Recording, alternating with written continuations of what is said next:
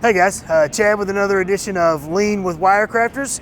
Today we're in our 6210R, our distribution center for WireCrafters again. As I explained in other videos, we moved to this building in July and we've really been mapping out our flow to get it as lean as possible. So what you see behind me, this is for all the custom material that you guys may order. When the material comes over, it comes over on a blank wagon. Once the material handler offloads it, he actually assigns a number to it. That way, when the operators who are going to do the skidding go to find their job, they know to go to cart number 5, they can go to wagon parking lot spot number 5, and they know exactly where their materials are.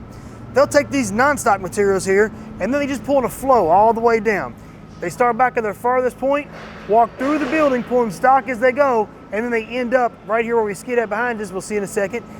Once they're done, they skid it, they clock off on it, they grab their next job, and they do the exact same flow all over again.